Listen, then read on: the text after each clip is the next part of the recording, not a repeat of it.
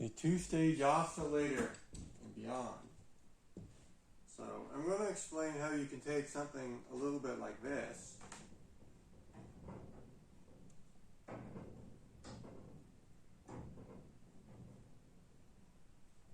and then turn it into something a little bit more like this.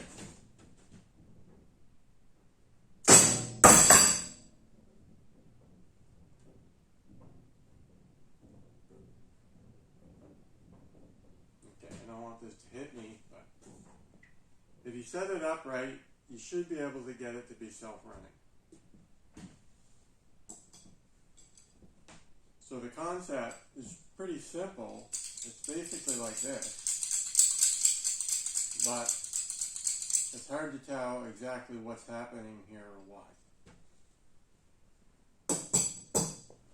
So we'll use this because it's a bit bigger. No, that's okay. It's a bit vertical there.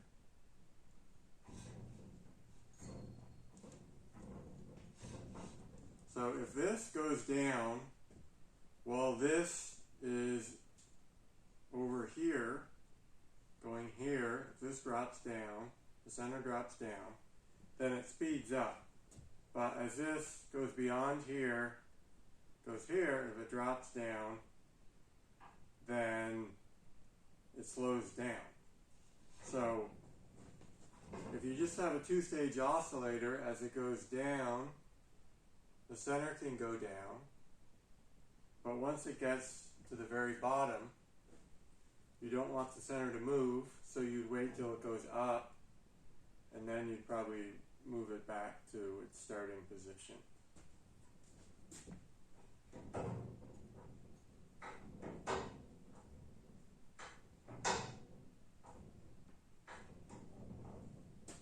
Now, if you do this right, like this,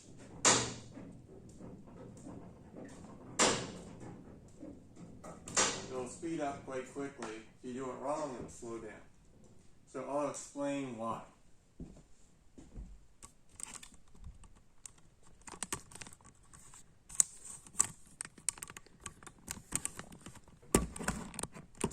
So you have to understand that the center and the weight, so it's moving this way, this is all one object. Okay? So when you move the center somewheres, you're moving the weight.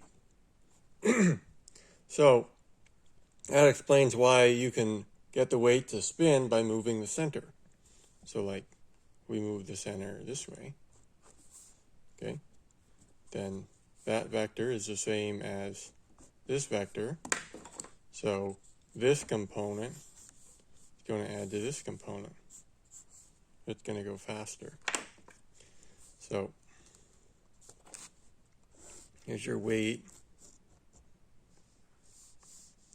And if you can just go up and down with the center, then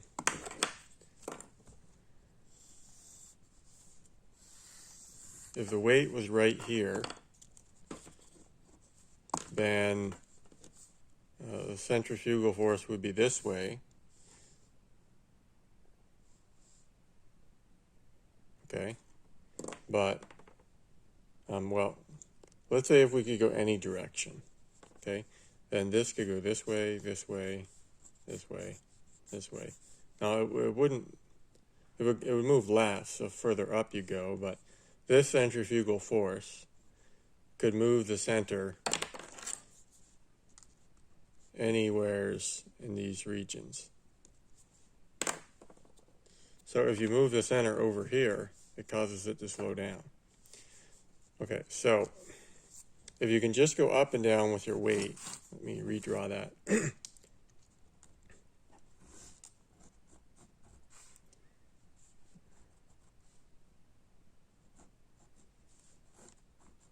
Then you'd want to meet in the middle.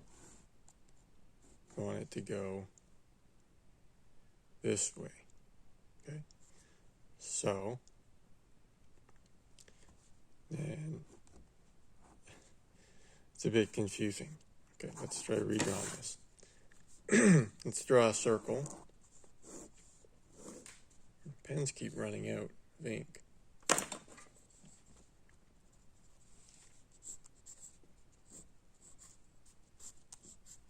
that's the direction of the weight. And then centrifugal force is always out from the center. So we want to be in this direction and this direction. So in here, we would want to go this way.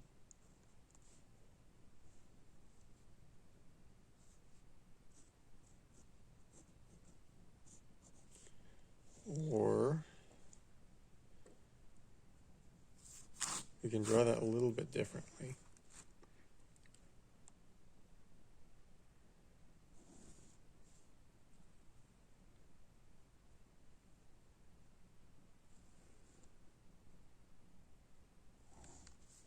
If your weight is here,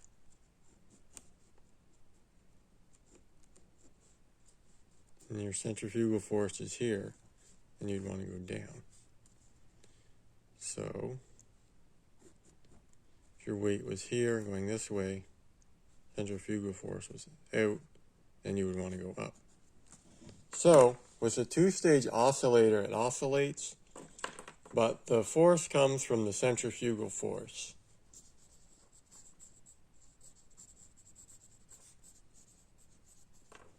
Okay, gravity is not really helping us out. So with a two-stage oscillator, you go from here to here. About here, this will go down, and then once your weight got up to about here, then you would go back up. But it's better to go in a circle because you can get way more centrifugal force if you're going fast. So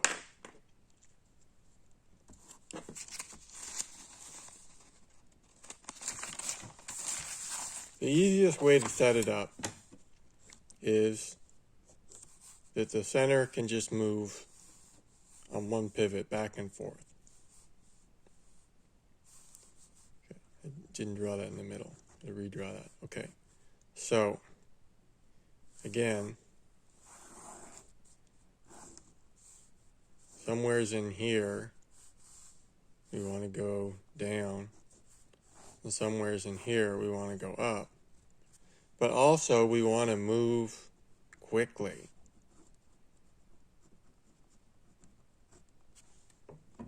Okay? Because we want our weight to accelerate, so we add this one. We want it to accelerate. We want it to go quick. Okay? But the thing is that the centrifugal force is actually pulling this outward. So this force here is pulling this down. You know, it's 0.707%. That's 0.7. It's 70.7% efficient at 45 degrees. But it's over unity, so it's okay. Cos of 45 degrees is... So if this spins in a circle as it goes about this region, this would go down, and then this region it would go up. And the centrifugal force is actually pulling on the center. Centrifugal force pulls on the center. So it's not difficult to move these from here or here the centrifugal force is actually pulling on it. So you just need a mechanism that moves it quickly and holds it. Okay? So a dwell mechanism doesn't really work. You pretty much have to use a guide, maybe a track, or cams.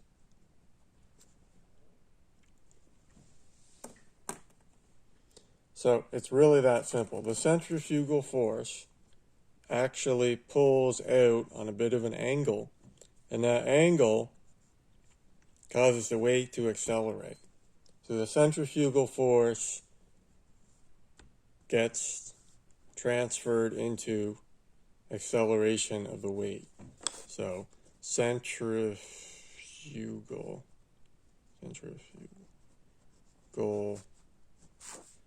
acceleration to tangential acceleration. So it's not 100% efficient.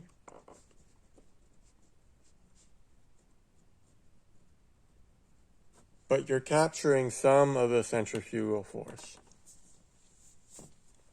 Right, and you could set this, if you understand this, you could set it up to move in a square.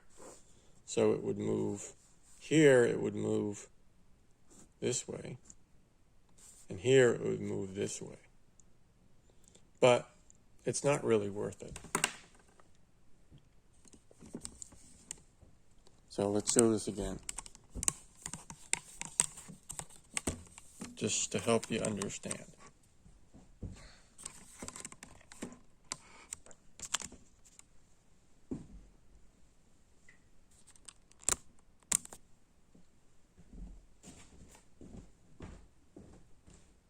So about here, we want to go down, and then up here we want to go up, because right here we cannot go this way, and over here we can't go this way, so we just hold it at rest. Okay, so gravity kind of causes problems with this.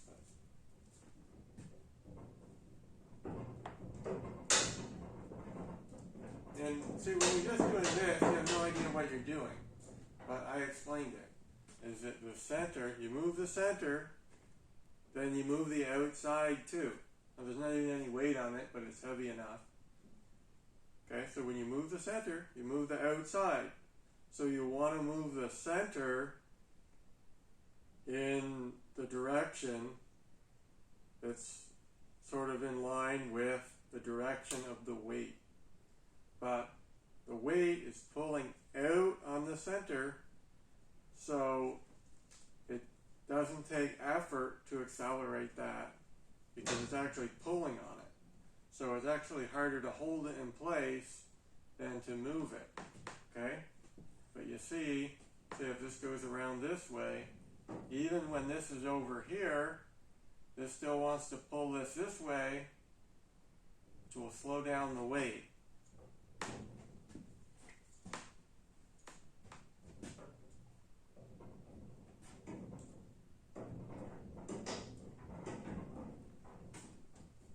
So if you have this set up with cams to move like that, you should be able to get it to be self-running and get some power out of it.